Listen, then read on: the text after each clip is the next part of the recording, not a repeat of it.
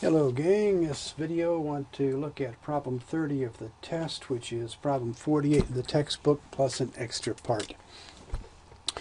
We have a data set here, and the first thing I want to do is to make a scatter plot. Alright, well let's just do one quickly here in Excel. I've selected the entire range including the labels. I do that when I'm making a scatter plot here, and we'll do it without lines. Okay, and we have here our scatter plot. Revenue versus employees. Okay, now I'm going to do a little bit of extra stuff in here. First off, this label up here, revenue, I could click in here and I could just type in a new label. But instead of doing that, I'm going to click in E1 and I'm going to manufacture a label for the graph using Excel capabilities. So I'm going to put in an equal sign, and I want to have this say revenue versus employees. Employees is down here on the horizontal axis, revenues on the vertical axis. Okay, so let's see, we're going to say revenue C1. And then I want the word versus in there. I'm going to put in Shift 6, which is the ampersand, then a quotation mark, and let's see, space VS. Okay, well I'll spell it out, VERSUS. Usually you just have a VS in here, but I'll say VS, a space, and a quotation. So space versus space, that's our word, our text in here.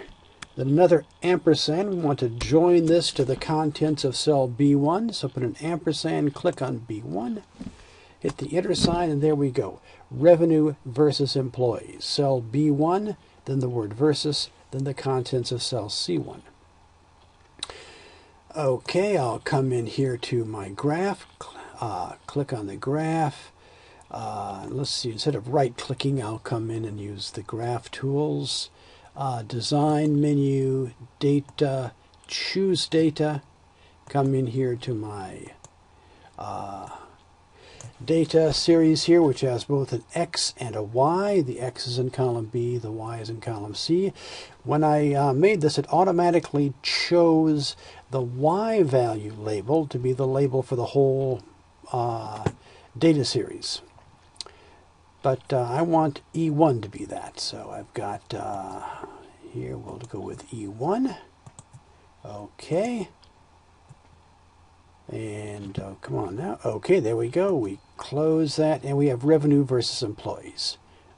It has been automatically entered as the graph title because it's now the name of the data series. I don't need this legend, so I'm going to type the delete key. Double click here to close the ribbon, and there we go. There's our scatter plot. Let's do one more thing and get rid of these horizontal lines. Let's see. Now that I selected them, I could just hit the delete key, but let's come here to layout. Is it? Yes. And okay, Memorisan in Japanese, and for the horizontal axis, horizontal ones, we don't want any. Okay, there we go. There is our scatter plot, and we can see there is a relationship.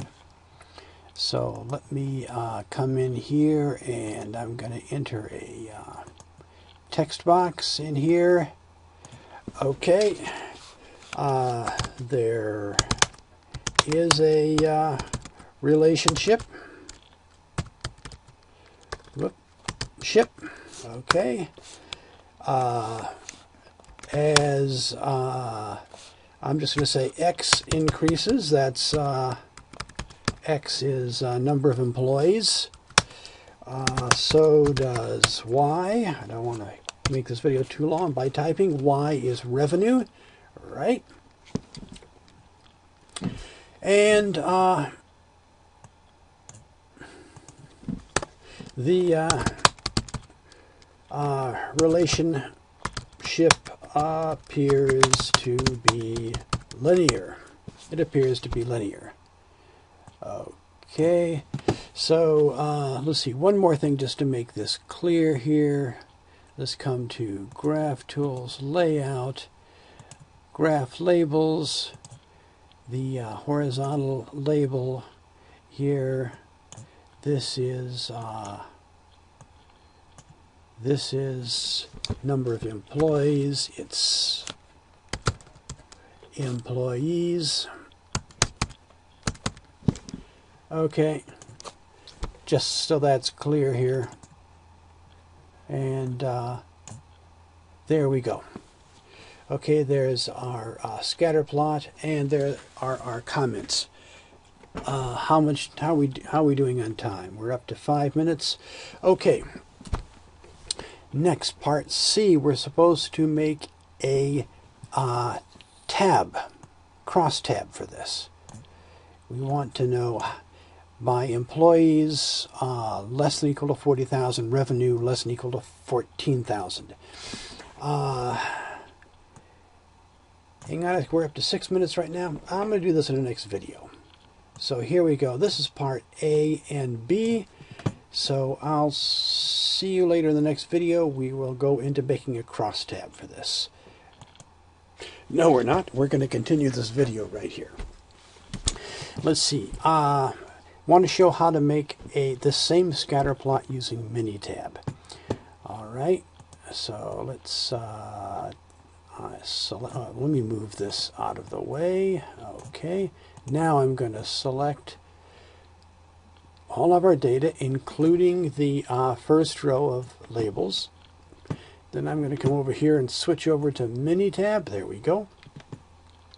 And in MiniTab, remember that first gray row is for labels only. I'm going to click in C1 and edit menu and whoop, hang on a second. How come we don't have a paste here? Let's come back to here. Ah, I didn't copy. That's why. Okay. Now I'll copy. Now we switch to MiniTab. Now I'll come here and paste cells. And there we go. We have our data set now in MiniTab. Notice that the first column here, that has that -T, meaning this is all text. The others don't have it. That's good, meaning it's numerical data, which is what we want. So let's see, come to a graph, and we want a scatter plot. All right, it's a simple scatter plot. We don't have any groups in this data. Okay, so our Y variable, let's see, our Y we want to be revenue. Right, that's what we did before. We could, I suppose, have the Y be employees, but we'll do it the same way we had it there. Let's see, that's right. X was in, the Y was in revenue, and then the X variable select here is employees. Okay, and we say OK here, and here we go. We have the scatter plot. Hang on, let me see if I can, get this down to a more manageable size. So employees on the X scale and revenue on the Y scale. By the way, let me right click here, and I'm going to come in and say, whoops, edit figure region. Let's see, come over the edit Y scale. Okay, edit the Y scale. I can edit either Y or X scale, and notice, whoops, where's our transpose? Oh, sorry, we don't have it here. Somewhere, if we look around here, there's a way to switch the X and Y scales, I'm sure.